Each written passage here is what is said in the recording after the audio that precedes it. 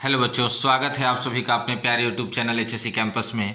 तो आज के इस सेशन में हम लोग बात करने वाले हैं मैथमेटिक्स क्लास 11th परीक्षा वर्ष जो 2020 में मॉडल सेट जारी किया गया था, उसका सॉल्यूशन हम लोग विथ एक्सप्लेनेशन के साथ मैथमेटिक्स का मॉडल सेट का हम लोग प्रैक्टिस करने वाले हैं। चलिए हम लोग स्टार्ट करते हैं। हमारे सामने बच्चे जो पहला प्रश्न है, सबसे पहला प्रश्न आया है if A is equal to 1 2 3 4 और बी देखिए 0 2 4 6। ए का एलिमेंट और बी का एलिमेंट दिया हुआ है और आपसे पूछा गया है ए यूनियन बी निकालना है। तो आप जानते हैं ना बच्चे, यूनियन अगर निकालना है तो क्या करना चाहिए, सभी एलिमेंट्स को लिख दीजिए, बशर्ते कि आपको ध्यान रखना है कि वो एलिमेंट रिपीट ना हुआ हो। तो यहाँ से 0 1 2 3 4 और कौन सा है 6। अब देखेंगे कि हमारे कौन से ऑप्शन में है 0 1 2 3 4 6। तो क्वेश्चन नंबर 1 का ऑप्शन होगा ऑप्शन नंबर 4 0 1 2 3 4 6। आगे आते हैं क्वेश्चन नंबर 2। क्वेश्चन नंबर 2 कहता है for two sets A and B A intersection और फिर दिया हुआ है A union B is equal to. तो देखिए आप डिमॉर्गन्स लॉ पढ़े थे, तो ऐसी स्थिति में वह उसका जो आंसर होगा वह हो जाएगा ए। लेकिन अगर हम इसको एक एग्जाम्पल के थ्रू सोचते हैं तो और अच्छे से आप इसको कंसिडर कर सकते हैं। मान लेते हैं बच्चे, हमने एक एग्जाम्पल में सोचा कि a इक्वल टू 1 2 3 और b हम अपना मन से ले लेते हैं 2 3 5। अब देखिए आप एग्जाम्पल से भी इसे आप सॉल्व कर सकते हैं। अगर हम इसका a यूनियन b निकालने जाएं तो क्या हो जाएगा 1 2 3 5 होगा ना। अब देखिए जो कंडीशन कह रहा है उस कंडीशन के अकॉर्डिंग अगर हम चलते हैं तो ए इंटरसेक्शन बोल रहा है, तो ए का हमने क्या लिया था 1 2 3 और इसका हम इंटरसेक्शन और यूनियन का जो रिजल्ट आया है 1 2 3 5। इसका इंटरसेक्शन में क्या करते हैं, जो कॉमन नंबर होता है, तो कॉमन नंबर कौन है 1 2 3। तो देखिए ये किसके इक्वल आ गया था, ए के इक्वल। तो आप चाहें तो फार्मूला याद कर सकते हैं या नहीं, अगर फार्मूला है तो आप सीधे सीधे बस क्या करिए, एग्जाम्पल उसमें कंसिडर करिए और वैल्यूज को सब्स्टिट्यूट कर दीजिए। तो हमारा क्वेश्चन नंबर 2 का ऑप्शन होगा ऑप्शन नंबर 1 यानी कि ए। आगे आते हैं क्वेश्चन नंबर 3 पर। क्वेश्चन नंबर 3 कह रहा है a is equal to x y z, यानी कि ए के अंदर में एलिमेंट कितने हैं, 3 एलिमेंट है और बी इक्वल टू 1 2, मतलब बी में कितने एलिमेंट है, 2 एलिमेंट हैं। तो 3 × 2 यानी कि 6। आप जानते हैं कि हमें number of relation find out करना है, तो नंबर ऑफ रिलेशन निकालने के लिए 2 टू द पावर n आप यूज करते थे, यानी 2 टू द पावर 6। तो कितना हो जाएगा 2 टू द पावर 6 यानी कि 64। तो क्वेश्चन नंबर 3 का हमारा ऑप्शन होगा ऑप्शन नंबर 1 यानी कि 64। आगे आते हैं क्वेश्चन नंबर 4 पर। क्वेश्चन नंबर 4 कह रहा है x + 2, 4 5, 2x + y then find x and y। अब देखिए तो x + y 5 की x + y x + 2 5 के इक्वल हो जाएगा और 4 2x + y। तो x + 2 इज इक्वल टू, अगर हम 5 रख रहे हैं तो x इज इक्वल टू 5 - 2 यानी कि कितना आ गया 3। और इधर हम कर दें 2x + y is equal to 4, तो यहाँ हम x का वैल्यू इसमें पुट कर देते हैं। तो 2 × 3 + y इज इक्वल टू क्या हो जाएगा 4। तो y इक्वल टू 4 - 6, तो y की वैल्यू कितनी आ गई -2। तो x का वैल्यू 3 मिला और y का वैल्यू -2 मिला। तो x का वैल्यू 3 और y का वैल्यू -2, जो कि हमारे क्वेश्चन नंबर 4 का ऑप्शन नंबर 1 में है। आगे आते हैं क्वेश्चन नंबर 5 पर। क्वेश्चन नंबर 5 कह रहा है f(x) का वैल्यू दिया गया है बच्चे, और वहाँ पर f ऑफ -2 की वैल्यू निकालनी है। तो बस सिंपल इसमें करना क्या है, जहाँ जहाँ x है वहाँ पर क्या कर देंगे -2 पुट कर देंगे। तो -2 का स्क्वायर -3 × -2 + 1 अपॉन -2 -1, 2 का स्क्वायर हो गया 4, 3 दून यानी कि 6 + 1 और बटे में -3, कितना हो जाएगा 11 बटे में -3, ऊपर में भी हम तो आ जाएगा -11/3, जो कि हमारे क्वेश्चन नंबर 5 का ऑप्शन नंबर 2 में है। क्वेश्चन नंबर 5 का ऑप्शन नंबर 2 में है। आगे आते हैं बच्चे क्वेश्चन नंबर 6 पर। क्वेश्चन नंबर 6 कह रहा है एफ जी अच्छा सजदा देना चाहिए ना, r tends to r defined by f(x). तो f(x) की वैल्यू दी गई है x² - 1 and gx is equal to x + 1 respectively, then f + gx। तो हमें फाइंड करना है f(x) + gx की वैल्यू को ना। तो बच्चे अगर हम f(x) + gx की वैल्यू को फाइंड आउट करते हैं तो देखें f(x) में क्या दिया हुआ था x² - 1 और gx में क्या दिया हुआ है x + 4।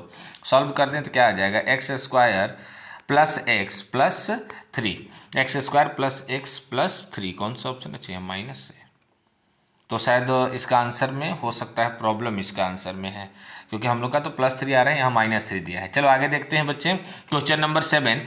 क्वेश्चन नंबर 7 कह रहा है find the radian measure of 40 degree and 20 minute. अच्छा बच्चे, इसको हमको रेडियन में करना है, तो पहले हम इसको डिग्री में कन्वर्ट कर देते हैं। तो 20 मिनट दिया हो तो उसको 20/60 तो कर सकते हैं ना। कितना हो जाएगा 1/3, यानी 40 जोड़ 1/3 कितना हो जाएगा 40, यानी कि 1/3 डिग्री इतना हो जाएगा। अब जानते हैं डिग्री को रेडियन में हमें कन्वर्ट करने के लिए π/180 से गुना करना होता है। तो रेडियन इज इक्वल टू क्या हो जाएगा, π/180 गुना 121/3। चलिए गुना कर लेते हैं, 121 π/18 54, यानी कि 540 रेडियन। तो हमारा आ गया 121 π/540, जो कि हमारे ऑप्शन नंबर 3 में है, ऑप्शन नंबर 3 में है। तो क्वेश्चन नंबर 7 का ऑप्शन होगा ऑप्शन 3। आगे आते हैं क्वेश्चन नंबर 8 पर। क्वेश्चन नंबर 8 कह रहा है tan theta equal to 7/24 and theta lies in third quadrant then. अब बच्चे एक और बात आपको याद रखना होगा क्वाड्रेंट के लिए। आप जानते हैं कि फर्स्ट क्वाड्रेंट के अंदर में ऑल ट्रिगोनोमेट्रिकल फंक्शन पॉजिटिव होता है। सेकंड क्वाड्रेंट में आप जाएंगे तो साइन और कोसेक ये दोनों सिर्फ पॉजिटिव होते हैं।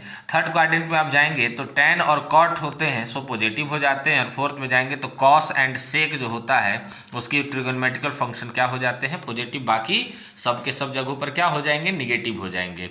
चलिए अब इसी का हम अप्लाई करके क्वेश्चन को सॉल्व करने का प्रयास करते हैं बच्चे। tan theta is equal to है 7/24। बच्चे आप इसे आप ऐसा भी तो लिख सकते हैं ना, P/B। अच्छा बच्चे, यहाँ से हमें साइन निकालना है, यानी कि साइन थीटा मतलब P/H होगा और कॉस थीटा का मतलब B/H, यानी मुझे H की आवश्यकता पड़ेगी।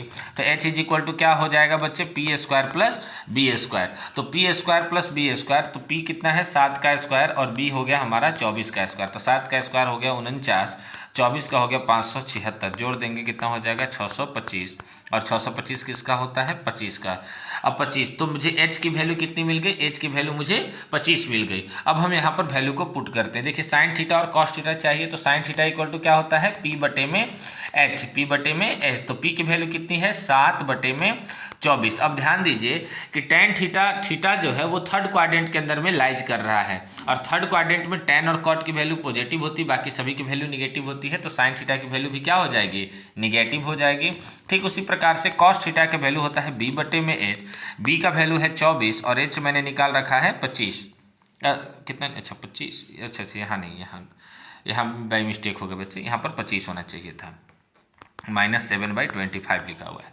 अब देखेंगे कॉस थीटा भी हमारा थर्ड क्वाड्रेंट में लाइज कर रहा है, तो वहाँ भी वो क्या हो जाएगा, निगेटिव हो जाएगा। अब मुझे sine theta minus cos theta की वैल्यू निकालनी है। तो साइन थीटा की वैल्यू हमने क्या निकाला, -7/25, माइनस कॉस थीटा का वैल्यू हमने निकाला है, माइनस हो गया तो माइनस माइनस प्लस, यानी 24/25। इसे हम हल कर देंगे, 25 -7 + 24 कितना हो जाएगा 17/25, जो कि हमारा 17/25 ऑप्शन आया, sine theta minus cos theta का वैल्यू। यहाँ पर बच्चे माइनस था और 24 में माइनस था, इसलिए माइनस माइनस प्लस कर दिया, 17/25, जो कि हमारे ऑप्शन नंबर 4 में है 17/25। आगे आते हैं बच्चे क्वेश्चन नंबर 9 की ओर। क्वेश्चन नंबर 9 कह रहा है find the value of sine 15 degree. Sine 15 degree का मुझे वैल्यू निकालना है। बच्चे ध्यान से समझेंगे, हम लोग साइन 15 डिग्री को लिख सकते हैं ना, साइन 45 - 30। देखिए बच्चे बहुत सारे तरीके होते हैं, पर आपको इसमें से कोई भी एक तरीका चुन लेना है जो आपको याद होगा। अच्छा बच्चे, आप एक फार्मूला पढ़े होंगे, याद होगा, साइन A - B, एक इसका फार्मूला होता है, याद करें आप लोग, sine A × cos B minus cos A × sine B, ऐसा कुछ फार्मूला होता है ना। अब देखें, इसको हम यहाँ पर 45 को A मानते हैं और 30 को हम B मान लेते हैं, तो मेरा क्या हो जाएगा, sine 45 × cos 30 minus cos 45 sine 30, sine okay यहाँ पर 30। साइन 45 का वैल्यू होता है 1/√2, कॉस 30 का वैल्यू होता है √3/2। सबका वैल्यू पुट करेंगे, कॉस 45 का वैल्यू होता है 1/√2 और साइन 30 का वैल्यू होता है 1/2। सब वैल्यू को आप एक में मर्ज करके देखते हैं क्या आता है। तो √3 और 2√2 माइनस 1/2√2, यहाँ पर हम 2√2 एलसीएम लगा देंगे, तो क्या हो जाएगा हमारा √3 - 1, √3 - 1/2√2। तो हमारा यह होगा ऑप्शन नंबर कौन सा, 2 में, ऑप्शन नंबर 2 में इसका आंसर है क्वेश्चन नंबर 9 का ऑप्शन होगा ऑप्शन 2। आगे आते हैं बच्चे नेक्स्ट क्वेश्चन पर, क्वेश्चन नंबर 10। क्वेश्चन नंबर 10 कह रहा है cos 7x plus cos 5x by sine 7x minus sine 5x। अब बच्चे cos a plus cos b बटे sine a minus sine b का आपको फार्मूला याद होगा, वहाँ हम यूज करते हैं 2। अभी हम cos a plus cos b का बोल रहे हैं, तो 2 cos a प्लस b मतलब 7x प्लस 5x बटे में 2 इंटू cos a माइनस यानी 7x माइनस 5x अपॉन 2, और फिर नीचे cos के साइन के लिए चल रहे हैं, तो 2 साइन a माइनस b यानी कि 7x माइनस 5x बटे में 2, 7x माइनस 5x बटे में 2 into cos 7x plus 5x बटे में 2।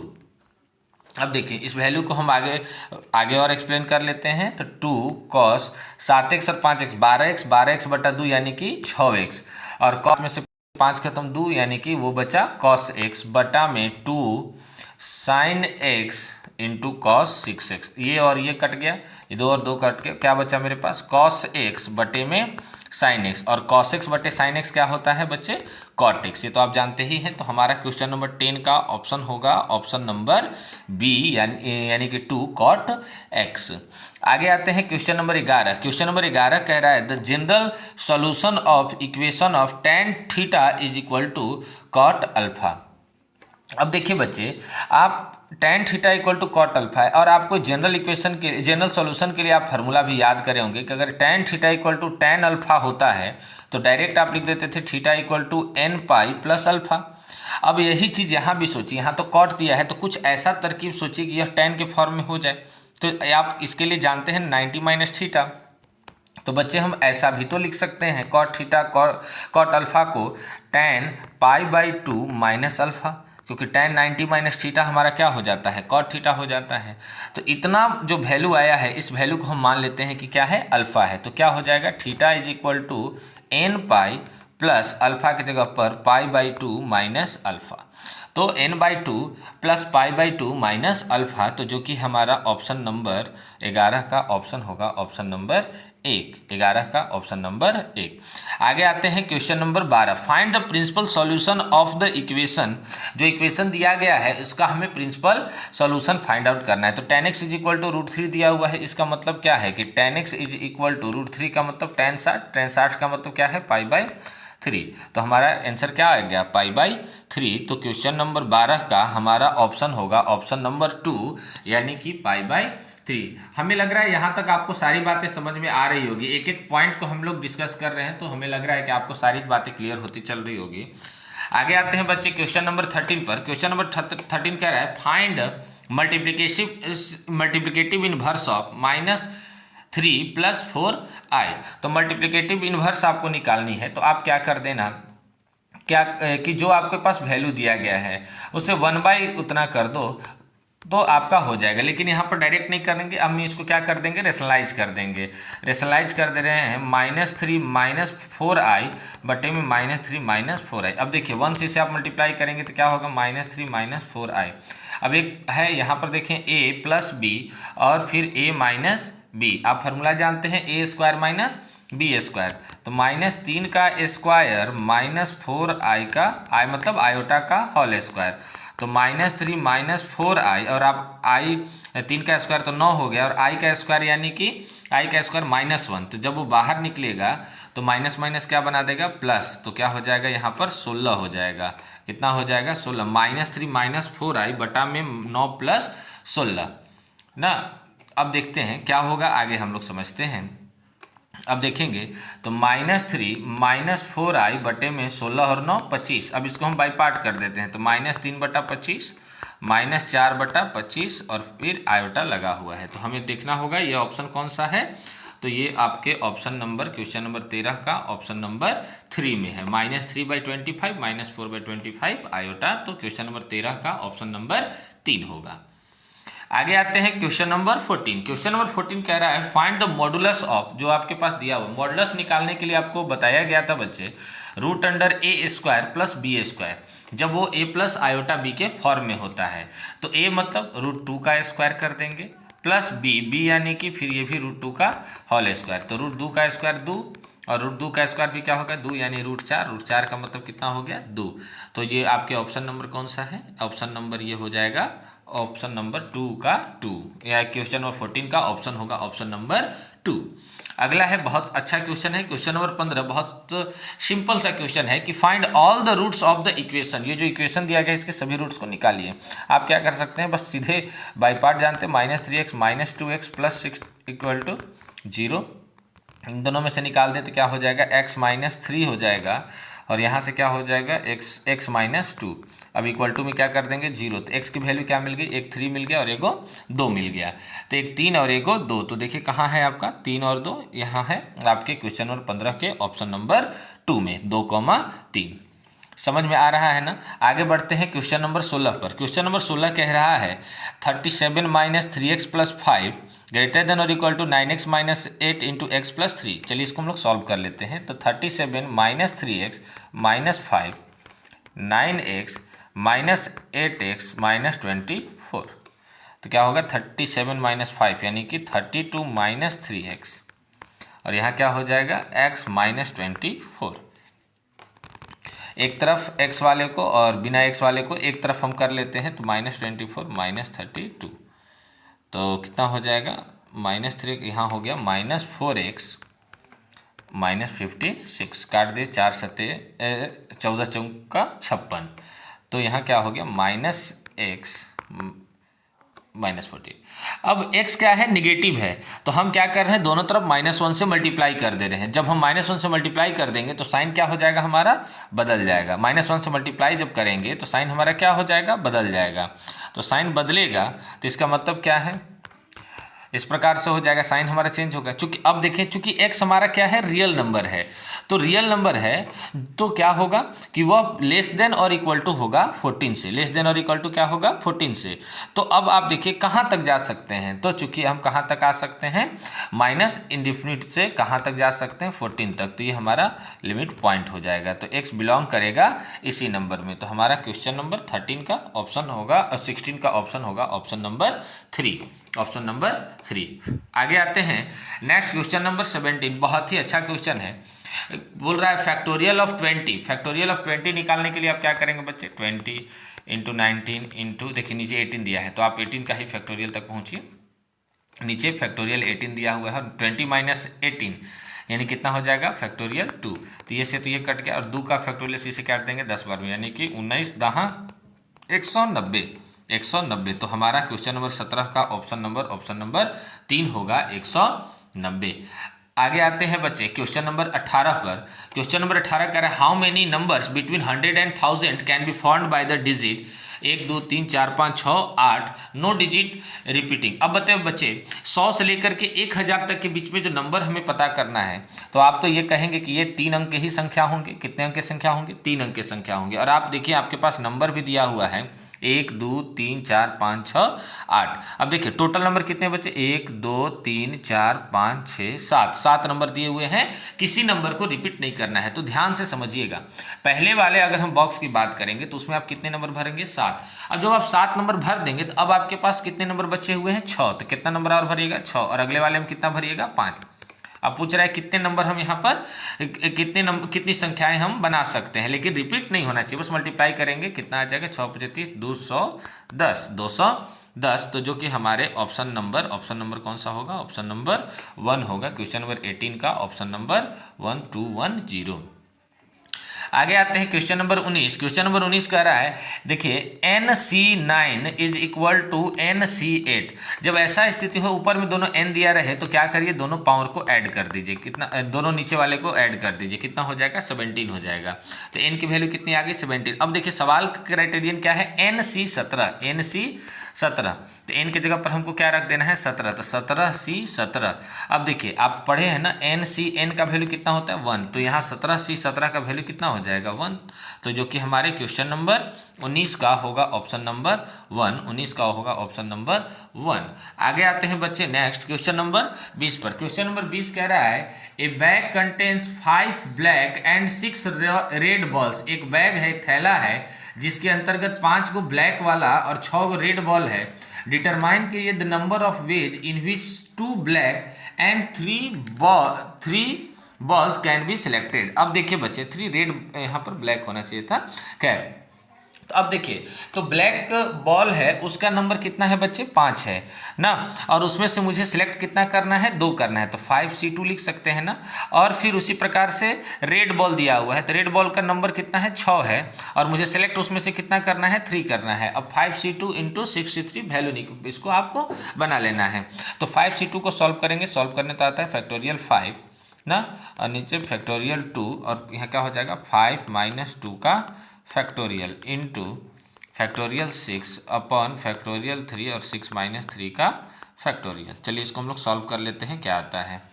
तो फैक्टोरियल 5 है, तो इसे हम लिख सकते हैं ना 5 इंटू 4 इंटू 3 इंटू, क्योंकि नीचे 2 है तो 2 का फैक्टोरियल भी लिखे चाहे नहीं लिखे कोई दिक्कत नहीं होगा, इंटू फैक्टोरियल 3 और यहाँ भी हो जाएगा 6 5 4 और 3 का फैक्टोरियल बटे में फैक्टोरियल 3 इंटू फैक्टोरियल 3, ये से कट गया हमारा 3 से कितने, यहाँ भी हो जाएगा ये से ये यहाँ 2 बार यानी कि 10, और यहाँ फैक्टोरियल 3 से ये कट गया और 3 दूनी का 6 ये कट गया, 5 का 20 यानी कितने आ गए 200। तो हमारा क्वेश्चन नंबर 20 का ऑप्शन होगा ऑप्शन नंबर 1 यानी कि 200। आगे आते हैं बच्चे क्वेश्चन नंबर 21 पर। क्वेश्चन नंबर 21 कह रहा है find the coefficient of x to the power 6y cube in the expansion of x plus 2y की पावर 9। अब देखिए बच्चे, जो a प्लस बी का पावर n जो जनरल टर्म है उसका एक्सपेंशन करने का फॉर्मूला तो जानते थे, आपको याद होगा NCR, a के power n minus r b के पावर r ना। अब यहाँ हम इसी जो कंडीशन है, जो हमारे पास फार्मूला है, जो जिस प्रकार का हमारा टर्म है उसी पर हम इसको ब्रेक करने की कोशिश करते हैं। तो हमें x प्लस 2y पावर 9, तो TR1 प्लस 1 क्या हो जाएगा, यहाँ n पावर में तो n के जगह पर कितना दिया हुआ है 9 दिया हुआ है, a के जगह पर कितना दिया हुआ है x दिया हुआ है, और b के जगह पर कितना दिया हुआ है 2y। अब हम उसी को सब्स्टिट्यूट करके देखते हैं क्या होता है। तो क्या हो जाएगा 9CR x के पावर 9 माइनस r और 2y उसका पावर कितना हो जाएगा 2y का पावर r। अब बच्चे ध्यान से समझिएगा, इसे तो हम 9CR ठीक है, x to the power 9 minus r ये भी लिख सकते हैं, इसको हम लोग ऐसा भी तो लिख सकते हैं ना y का पावर r और 2 का पावर r। इसको लिखने से क्या फायदा होगा, अगर देखिए जस्ट इसके अगले वाले स्टेप को देखिए। अब हम क्या करते हैं कि कंपेयरिंग करते हैं कि x टू द पावर 6 और y क्यू में इसको हम कंपेयरिंग करते हैं। तो जब हम कंपैरिजन करेंगे तो क्या मुझे मिलेगा x टू द पावर 6 और x, आप पेपर वर्क करेंगे बच्चे ना तो आप आसानी से समझ जाएंगे। तो 6 इक्वल टू 9 माइनस r, बहुत टफ नहीं बोल रहा हूँ, और 9 माइनस 6 यानी कितने हो गए 3।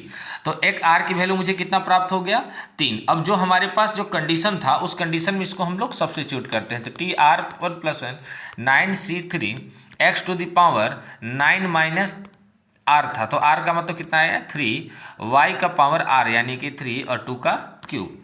तो यहाँ क्या हो जाएगा 9C3 x का पावर क्या हो गया 6, y का पावर 3 और 2 का पावर 3 यानी कि कितना हो जाएगा 2 का पावर 3 ही रहने देते हैं। तो कोफिशिएंट का मतलब क्या होता है, ये वाला टर्म हमारा बोला है इसके आगे का कंडीशन, वो हमारा क्या कहला जाएगा कोफिशिएंट यानी कि गुणांक कहलाएगा। तो यहाँ पर क्या बचा 9C3 2 का क्यूब, तो हमारा देखना है कि 9C3 2 का क्यूब कहाँ है, तो ऑप्शन नंबर 2 में है।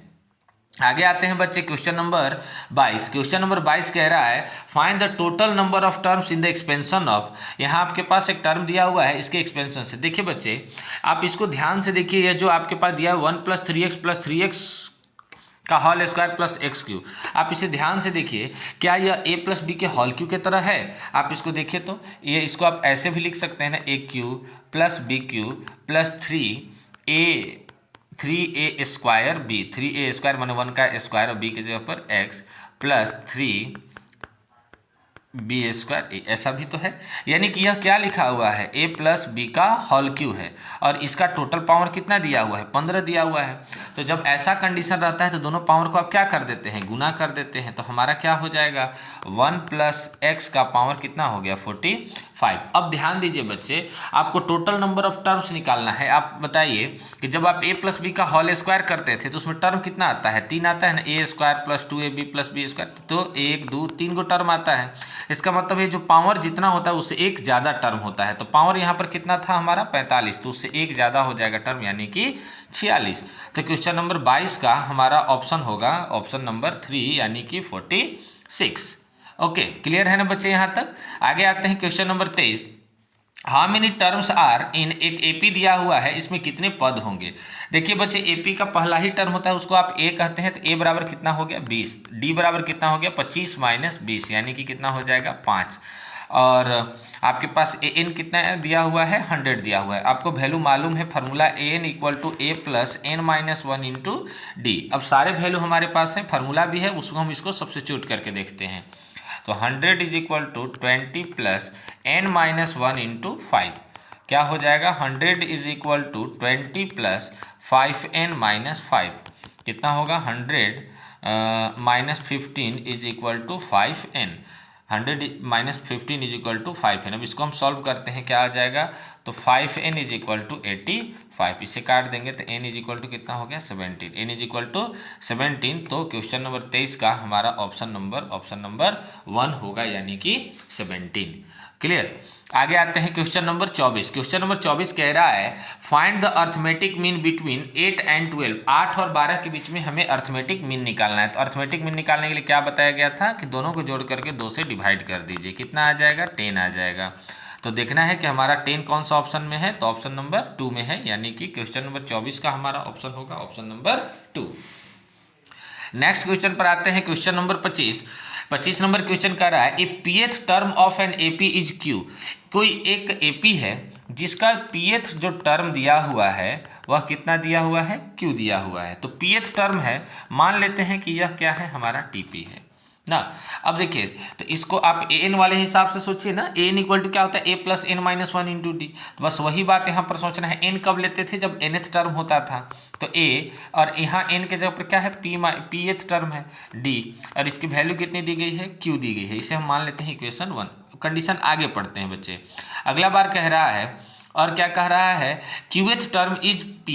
तो क्यूएथ टर्म अगर हमारा दिया हुआ है, तो क्यूएथ टर्म हमारा दिया हुआ है वह कितना दिया है पी। इसका मतलब है यहाँ भी हम वही चीज़ को सब्स्टिट्यूट करेंगे, इज इक्वल टू पी।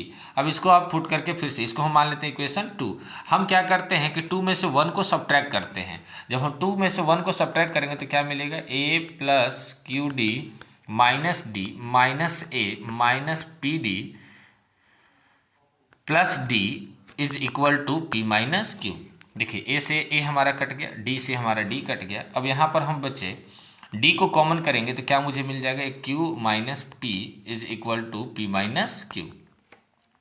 अब देखेंगे थोड़ा सा हम एक कदम और आगे बढ़ते हैं, तो डी इज इक्वल टू क्या हो जाएगा पी माइनस क्यू बटे में पी माइनस क्यू। देखिए एक्चुअल में मेरे पास क्या था क्यू माइनस पी, तो हम क्या करेंगे माइनस को आगे लगा देंगे, तो क्या हो जाएगा -1। तो डी की वैल्यू कितनी मिल गई मेरे पास -1। अब डी का वैल्यू जो -1 हुआ उसमें हम उसको पुट कर देंगे, तो इसलिए हमारे पास वैल्यू क्या आ जाएगा a minus p plus 1 is equal to q. थोड़ा इसे व्यवस्थित कर दें क्योंकि हमसे फर्स्ट टर्म ए के बारे में पूछ रहा है। तो ए के बारे में क्या हो जाएगा, a equal to p plus q minus 1, a equal to p plus q minus 1, जो कि हमारे ऑप्शन नंबर 25 का ऑप्शन नंबर 4 में है, p प्लस क्यू माइनस 1। आगे आते हैं बच्चे क्वेश्चन नंबर 26 की ओर।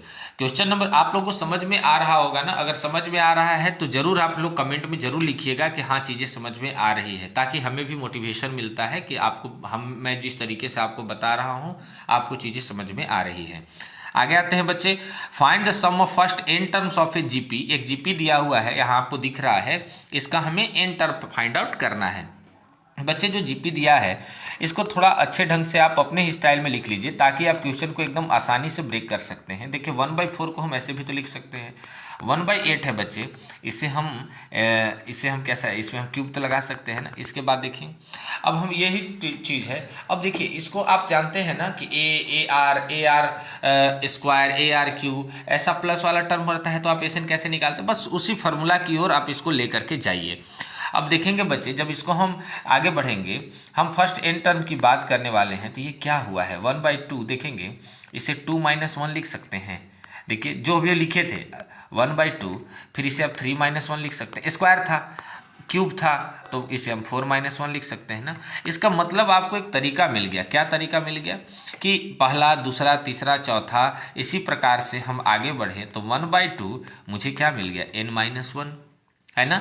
अब देखेंगे बच्चे, आप जो nth टर्म का जो जनरल कंडीशन होता था वह जनरल टर्म ऐसा ही तो मिलता था, आपको याद आ रहा होगा, AR³ plus dot dot dot dot dot कहाँ तक मिलता था, ARn-1। ऐसी स्थिति में बच्चे आप SN फाइंड आउट कर रहे थे, यहाँ माइनस है -1, यहाँ पर फार्मूला आपके पास था 1 माइनस आर बटा में 1 माइनस आर, आपको याद आ रहा है। बस उसी चीज़ को आप वहाँ पर पुट करिए। देखिए तो मैं हम लोग जो बनाए वो इसी लाइक हो गया ना। अब हम जब इसे पुट करेंगे तो SN में ए माने पहला टर्म यानी 1 माइनस, हमें क्या चाहिए 1 नहीं माइनस 1 इंटू 1 माइनस 1/2 का पावर क्या हो जाएगा n बटे में क्या हो जाएगा 1 माइनस 1/2। तो हम यहाँ सॉल्व कर लेंगे। सॉल्व करने के बाद देखते हैं क्या आता है। सॉल्व करेंगे तो क्या हो जाएगा 1 माइनस बटे में 1/2। अब इस 2 को हम ऊपर ले जाएं तो क्या हो जाएगा 2 into 1 minus 1/2 to the power n, जो कि हमारा ऑप्शन है क्वेश्चन नंबर 26 का ऑप्शन होगा। 26 का ऑप्शन कौन सा है, ऑप्शन नंबर 3, ऑप्शन नंबर 3, जो कि हमारा 2 इंटू 1 माइनस 1 2n हमारा 26 का ऑप्शन नंबर 3 होगा। आगे आते हैं बच्चे क्वेश्चन नंबर 27 पर। क्वेश्चन नंबर 27 कह रहा है for what value of x the numbers x minus 2 x और x प्लस 3, मतलब A1 A2 दिया हुआ है जीपी का। तो आप तो जीपी को बनाने तो बहुत अच्छे से जानते होंगे बच्चे, एकदम आसान सा तरीका होता है। क्रॉस मल्टीप्लाई इसको हम कर देंगे तो क्या हो जाएगा x² equal to x minus 2 into X plus 3, क्या हो जाएगा। इसको सॉल्व करते हैं जल्दी जल्दी से। x² इज इक्वल टू क्या होगा x² प्लस x माइनस 6, ये तो ये कट गया, तो x माइनस 6 इक्वल टू 0, तो x इज इक्वल टू क्या मिल जाएगा x इज इक्वल टू 6, जो कि हमारे ऑप्शन नंबर कौन सा है, ऑप्शन नंबर 3 में है, जो कि 6। 27 का हमारा ऑप्शन नंबर 3 होगा। आगे आते हैं क्वेश्चन नंबर 28 पर। क्वेश्चन नंबर 28 कह रहा है if 3x minus 4y plus 7 equal to 0 and ax plus 2y plus 1 is equal to 0 are perpendicular then a is equal to. अब देखेंगे बच्चे, यहाँ पर हमें फर्स्ट लाइन दिया हुआ है 3x माइनस 4y और सेकेंड लाइन के यहाँ पर दिया हुआ है। अब हम बच्चे slope of first line find out करते हैं। तो स्लोप ऑफ फर्स्ट लाइन क्या होगा -a बटे में b। फर्स्ट इक्वेशन को आप देखेंगे, ध्यान से समझेंगे, -a बटे में b। तो -a बटे में b, तो देखेंगे क्या हो सकता है -3 बटे में b की जगह पर क्या हो जाएगा -4, माइनस माइनस कैंसिल हो गया यानी कि 3/4। तो फर्स्ट लाइन का जो स्लोप हुआ यानी m1 मुझे कितना मिल गया 3/4। ठीक इसी प्रकार से हम सेकंड लाइन में जाते हैं, वहां पर से भी हम लोग स्लोप निकालने की कोशिश करते हैं। तो यहाँ भी क्या हो जाएगा -a ही है और b की जगह पर क्या है 2 है। तो m2 की वैल्यू कितनी मिल गई -a/2 ना। अब लाइन्स आर परपेंडिकुलर, तो लाइन्स आर परपेंडिकुलर देन क्या होगा m1 into m2 is equal to क्या हो जाएगा -1। तो m1 की वैल्यू क्या है 3/4 into -a/2 is equal to -1। तो कितना माइनस माइनस तो कैंसिल हो गया, क्या हो जाएगा 3a is equal to cross multiply 4 दूना का 8। तो a की वैल्यू कितनी मिल गई, a की वैल्यू मुझे मिल गई 8/3, जो कि हमारे क्वेश्चन नंबर 28 का ऑप्शन नंबर कितना में है, ऑप्शन नंबर 3 में है, 8/3। आगे आते हैं बच्चे क्वेश्चन नंबर 29। क्वेश्चन नंबर 29 कह रहा है find the equation of the straight line which passes through the point 4 3 and parallel to the line 3x plus 4y equal to 7 is. अब देखिए बच्चे, पॉइंट आपको दिया हुआ है और इक्वेशन ऑफ लाइन भी दिया हुआ है। देखिए ये आपके पास दिया हुआ है, तो हम यहाँ पर देखिए जो इक्वेशन दिया हुआ है इसको हम लिख सकते हैं ना, 4y is equal to -3x plus 7। इसमें हम y इज इक्वल टू क्या लिख सकते हैं -3/4x प्लस 7। अब जानते हैं ना बच्चे आप फार्मूला y इक्वल टू क्या होता है mx प्लस सी। अब देखिए तो y equal to mx plus c के तहत इसको हम कंपैरिजन करेंगे तो यहाँ से मुझे m की वैल्यू मिल जाएगी ना। तो m यानी कि स्लोप मुझे कितना मिल गया, स्लोप ऑफ लाइन कितना फाइंड हुआ -3/4।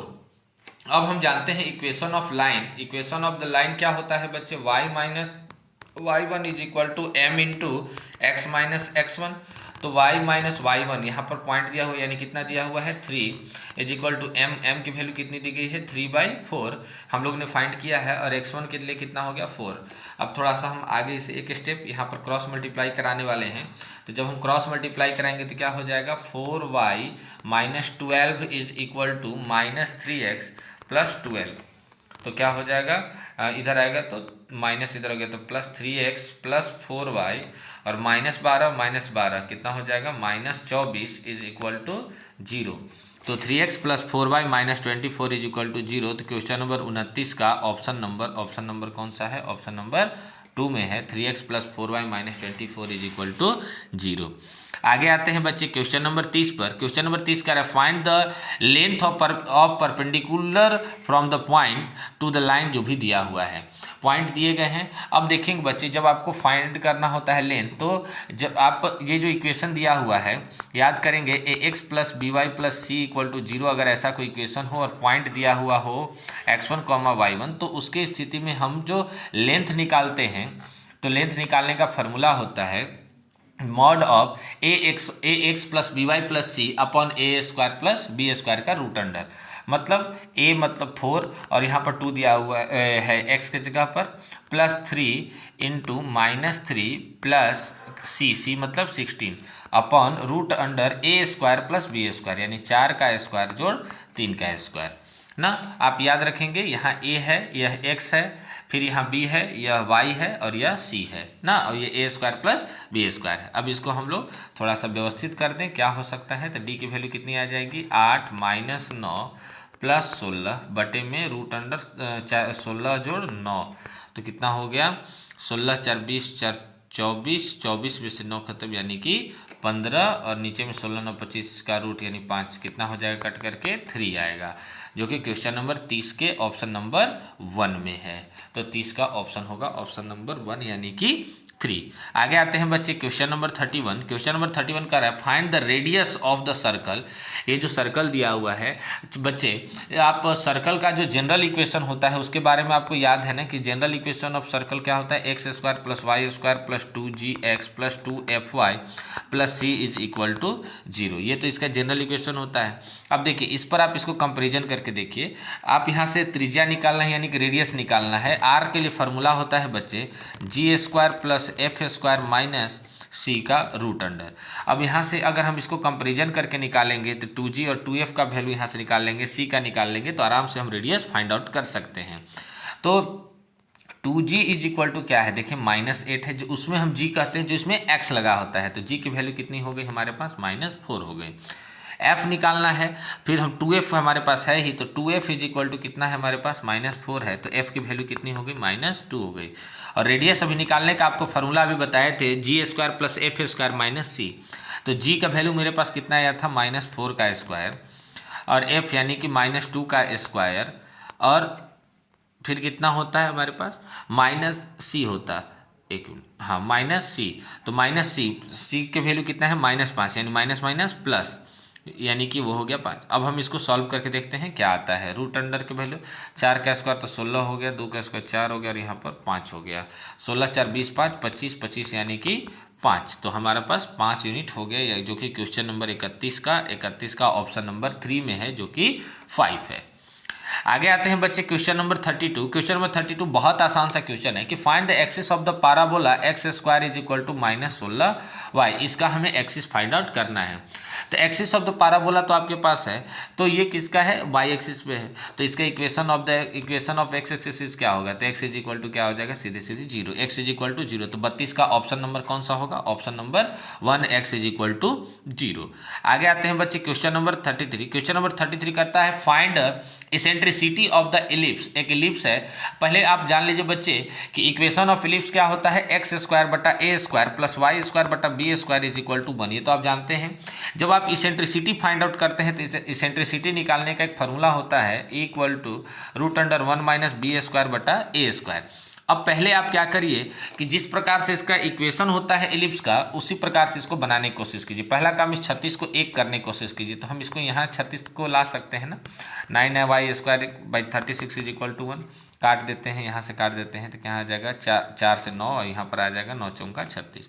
देखिए ये इसका मतलब क्या हो गया कि एक्स स्क्वायर, 9 को हम 3 का स्क्वायर लिख सकते हैं ना, प्लस 4 को हम 2 का स्क्वायर इज इक्वल टू 1, यानी कि ये वाला वैल्यू हो गया ए और ये वैल्यू हो गया बी।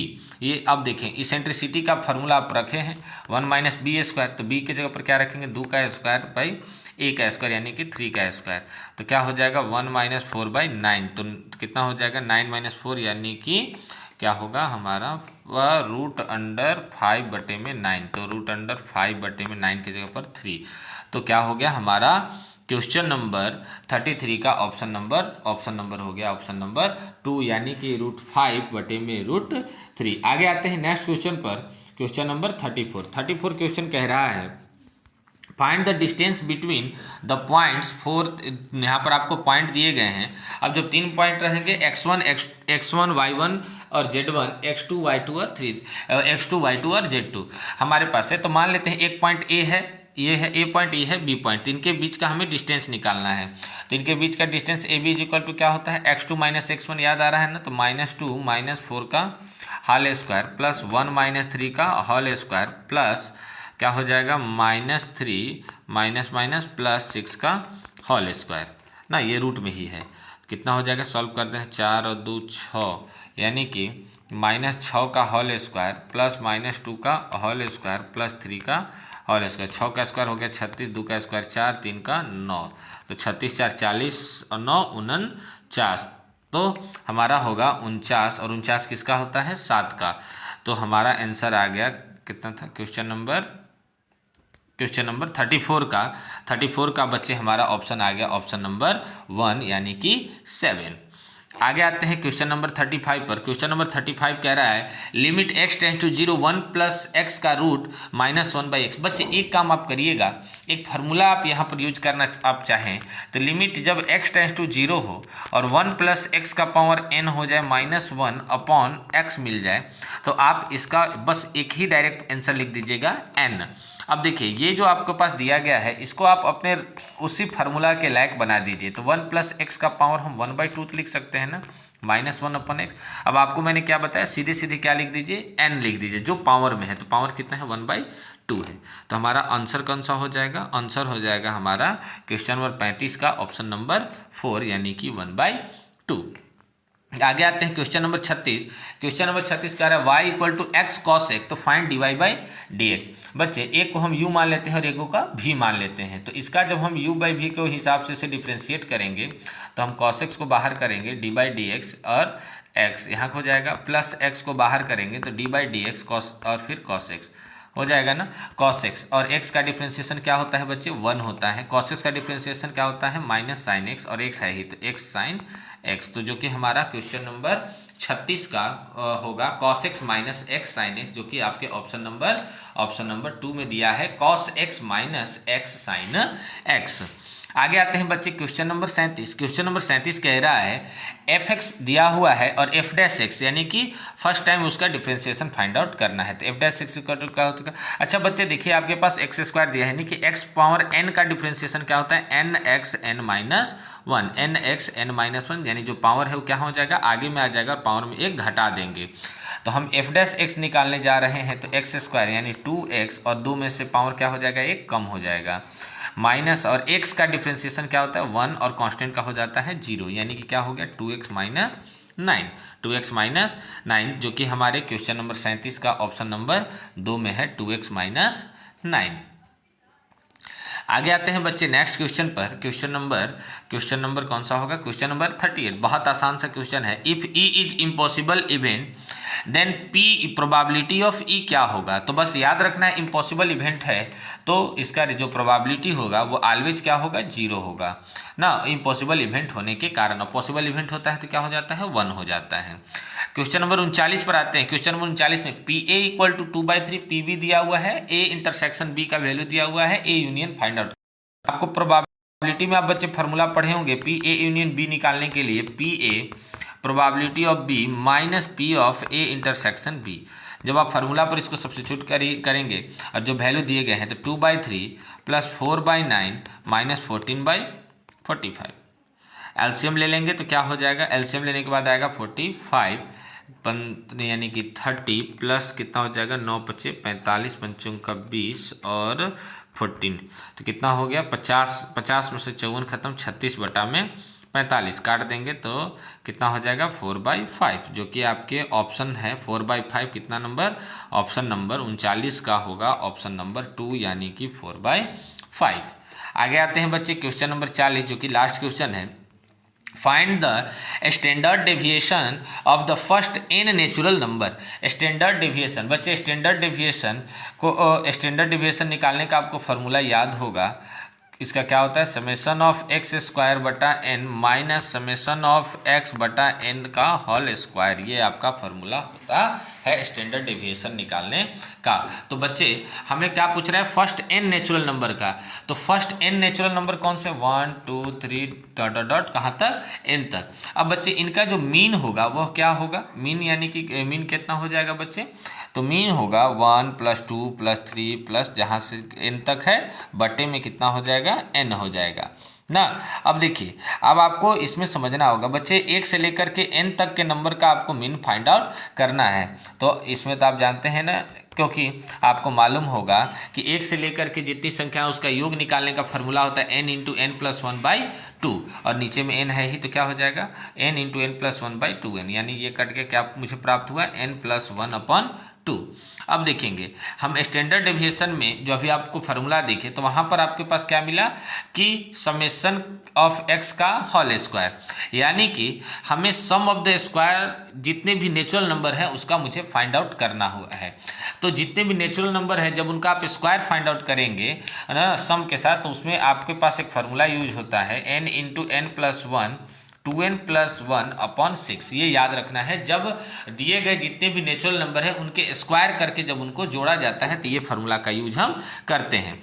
अब इसी सारे फार्मूला का यूज हम यहाँ पर अप्लाई कर रहे हैं जो हमारे स्टैंडर्ड डेविएशन फार्मूला के लिए उपयुक्त है। तो n × n + 1 × 2n + 1/6n minus n + 1/2 का होल स्क्वायर। फार्मूला आपको मैंने पहले लिखा है, उस फार्मूला पर इसको आप पुट करिए। अब इसको आप पुट करेंगे तो आपको पता चलेगा, n से n तो कट गया आपका, n + 1 × 2n + 1/6 माइनस n + 1/2 का होल स्क्वायर ना। अब इसको आप, और यहाँ से देखिए n + 1/2 यहाँ से भी हम निकाल लेते हैं कॉमन। तो कॉमन जब निकालेंगे तो क्या हो जाएगा, n + 1/2 × 2n + 1/3, क्योंकि वहाँ से हमने कॉमन कर लिया है n + 1/2। ये अगला लाइन हम इसको सॉल्व करते हैं। अगले लाइन को सॉल्व करने के बाद मुझे क्या प्राप्त होता है, थोड़ा देर बच्चे हम लोग इसको सॉल्व करके ही देखेंगे क्योंकि इस पर हमें क्या रिजल्ट मिल सकता है। तो 2 × 2n + 1 माइनस 3 × n + 1/6। मैंने 2023 का भी बनाया था मॉडल सेट, इसके बाद अब धीरे धीरे सभी का मॉडल सेट हम लोग कोशिश करेंगे कि जल्दी से जल्दी आपको प्रोवाइड करा दिया जाए। आगे आगे इसको सॉल्व करते हैं तो n + 1/2, फिर क्या होगा, n 2 दूना 4 4n + 2 minus 3n minus 3/6, 4n यानी कि n बचा।